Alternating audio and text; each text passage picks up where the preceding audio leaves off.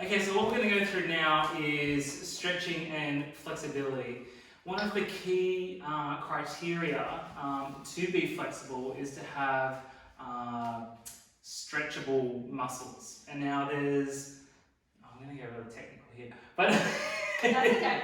Technical is good. say if you were put under anesthesia, your body would be completely limber. So there's actually surgeons, when you get hip surgery, they'll put 80-year-olds' legs like up, or so I'm told, which they would never be able to do if they were fully conscious. So it's actually your brain that stops your ability to be flexible. So it actually doesn't have much to do with the length of your muscles. Okay? But 80% of the ability to be flexible comes from supple muscles, which is assisted by rolling out. Okay, so we're going to do that quickly. So we're going to start from... So this is a foam roller. It's basically like foam in a round oblong shape. If you don't have one, that's okay. You don't have to use one. You can try using a rolled up towel. And like putting rubber bands around it so it's in that shape. That gives you a little bit of support.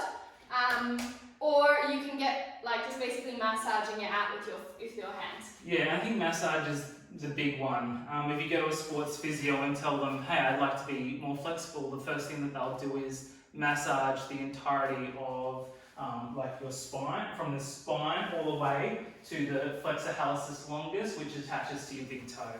That entire chain of nerves and muscles are connected by what's called fascia, which is the connective tissue. If that is tight, you won't be able to stretch, and there's no point sitting in the splits if it's tight. So we get rid of that fascial tension through massage or rolling out. If you don't have, someone that's willing to do that for you. So we'll start with our legs. Okay, so I like to put one foot on top of the other because it adds extra downward pressure, and roll through the calves. Okay, Now should your butt be off the ground for this? So I lift my butt up to get extra pressure down onto the legs. Okay, and then now there's another thing called trigger point therapy. Now, if you Google trigger points, there's going to be like 112 little red spots all over your body, and that is where muscle soreness comes from. So when I roll out, I imagine myself rolling over these little ones, and then generally at the top and bottom of every muscle. Okay, so now I'm moving on to my hamstrings. So I have to turn my leg inwards for this one to hit the medial head of the hamstring. Okay, now rolling through the center. So if you don't have one of these, what you could do is just use your hands to really massage those areas. Yep. And now rolling onto what's called the ITB, which is on the outer side of your thigh. And if you haven't done this before, this will really hurt. But it's definitely worth doing. If you get good at rolling out, your chances of injury, having supple muscles that are strong, decreases astronomically. Okay, so now we're switching sides. And Ryan, how many times should you try and roll back and forth on each area? For me, I kind of just do it on how I feel. So, for instance, my right leg is a lot more sore than my left leg, so I'll spend longer on it. Okay. The great thing about rolling out is that it increases blood flow to the muscles, okay? And that's the same with massage as well. When you massage, what you're doing is, say you've got a kink in your muscles. If you just keep going, Marcy, yeah. If you've got a kink in your muscles, massage straightens out that kink, but also it allows extra blood flow to go through there, and then straightens it back out again. And that's the same for, what cold therapy or hot therapy would do.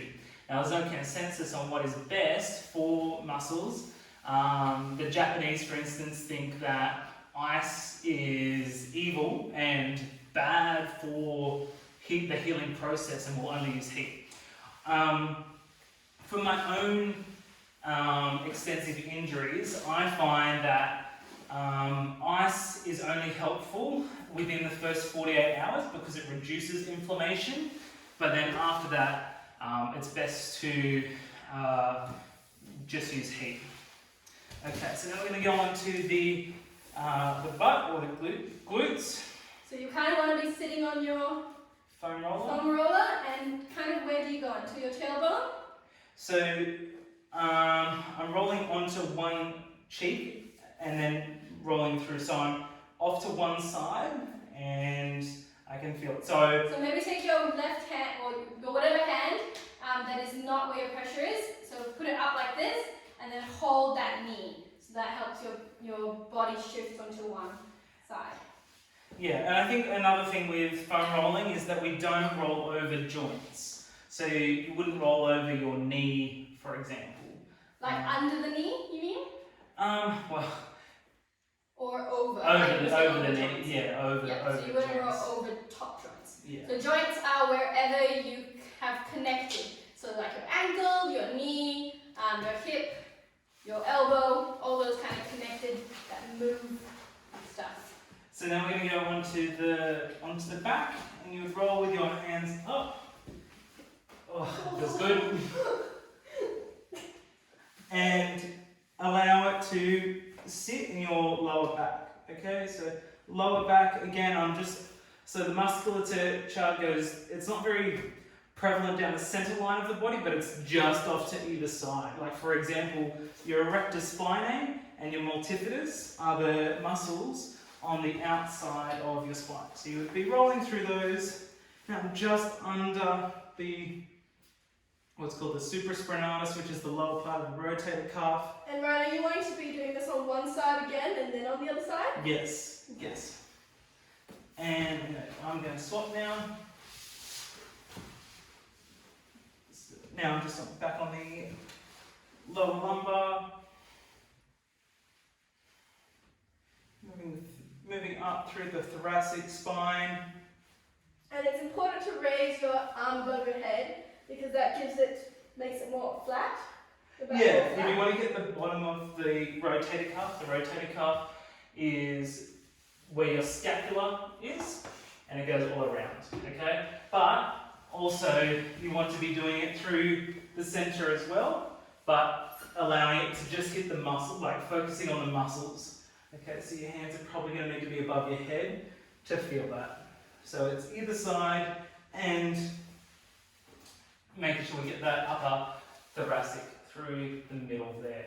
Okay, and then the last one is just getting the head. Okay, so the back of the head, which, you know, for me doesn't feel like this is doing much, but the best way to do this would be if someone massaged the back of your head. So there's two different types of muscles that the body has. They're called postural and phasic. So postural muscles respond really well to massage, and that's how you should fix them. Whereas an example of that, it would be your neck muscles. And an example of a phasic muscle would be like a bicep, for example. So, you know, when the physios give you a TheraBand to, strengthen your muscles, that works well for phasic muscles, whereas postural muscles work better with massage. So it's important to know which muscle you're trying to relax and heal, because it will respond better to different methodologies. But now we're going to move into what's called PNF stretching, or proprioceptive neuromuscular